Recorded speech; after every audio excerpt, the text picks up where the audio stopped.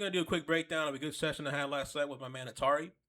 In this session, Atari won the lead, and I'm playing support.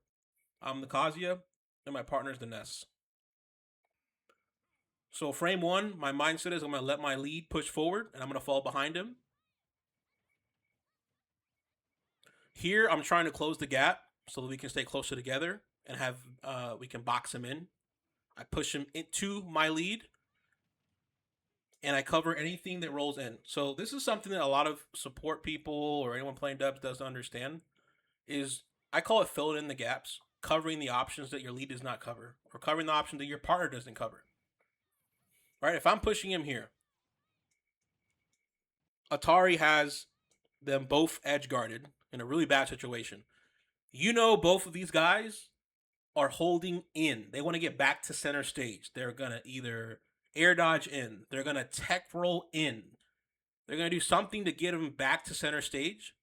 You should understand that as a support or a partner, and you want to be covering those options, which is why I space myself right here. Right?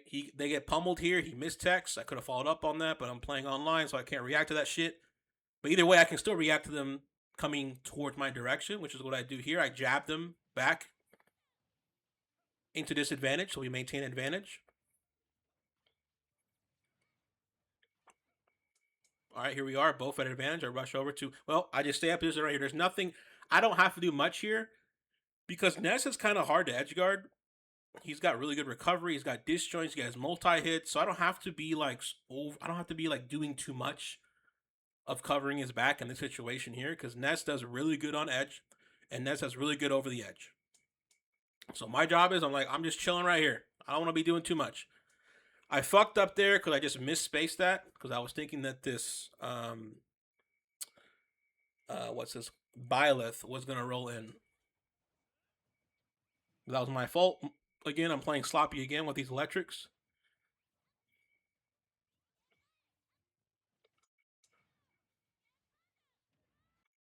My man Atari killing, murdering these motherfuckers. Again, here I'm covering the options of them coming to center stage, so I do the forward tilt. You're always thinking like a good dubs player is always thinking and has the awareness of what options is my opponent covering and what are they not covering. The options that are not being covered by your teammate, you want to cover those things. I call it filling in the gap. Fill in the gaps. What are the gaps in the situation? Fill it in and cover that spot. Cover that option.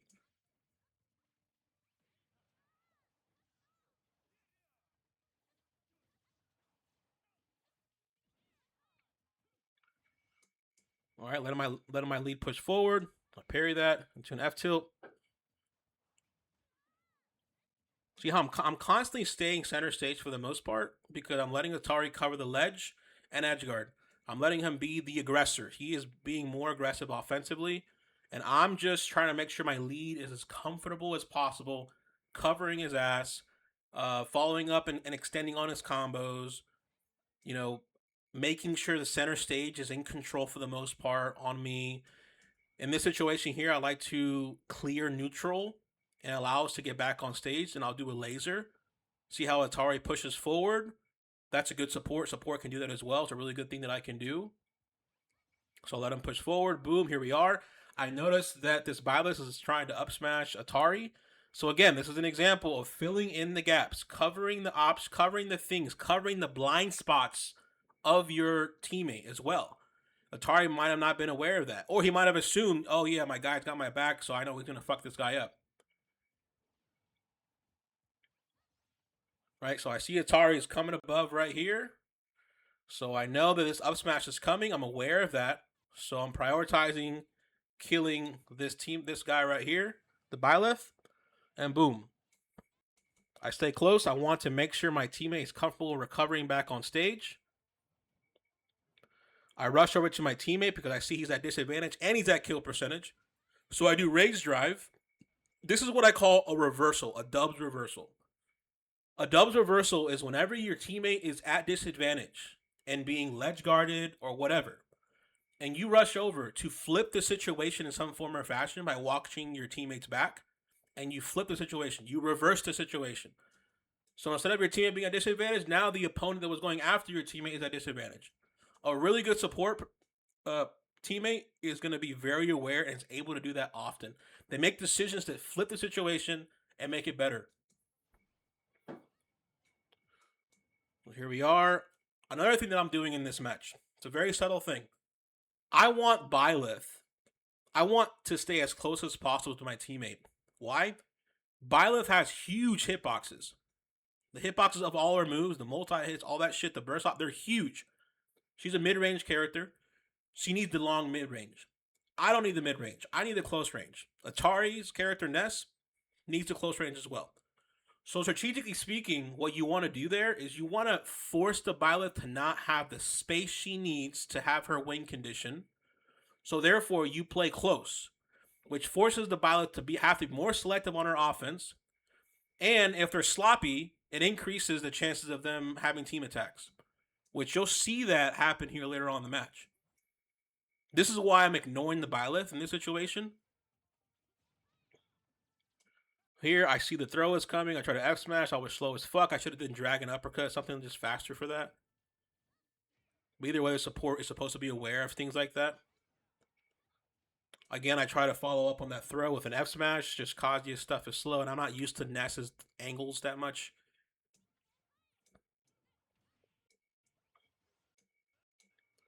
All right, going back to center stage. Pushing them away.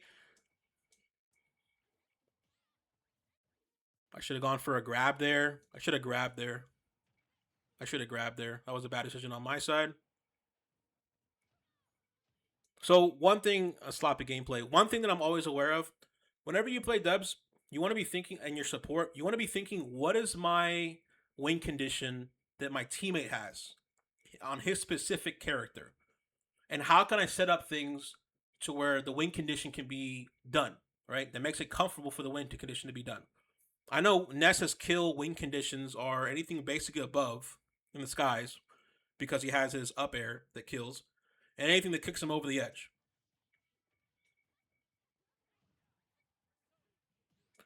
Do a triple jab. Here, I think I had a read on Joker constantly jumping from edge, and that's why I did a forward tilt, go for the kill. See how I'm staying in that same position. I'm staying center stage, just far enough for rolls to cover air dodges in, rolls, throws to me, etc., etc.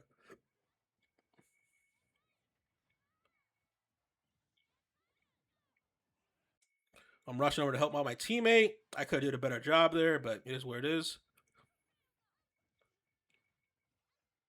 I try to spike down because I saw the Atari was hitting them up. So see, that's what I'm talking about with filling the gaps. I could have did a down smash there, I think. Let me see. I could have did a down smash and spike that nigga back down.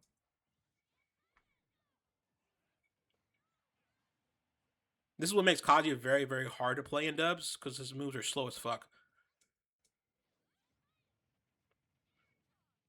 Right, there you go. I follow up on that down throw with a little nair.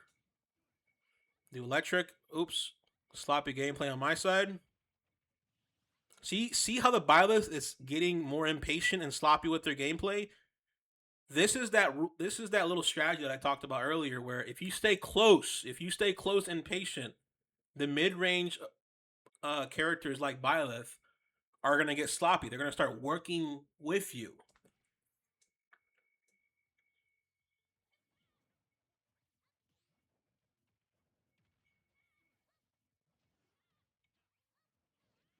See that? Yeah, getting real sloppy, super sloppy.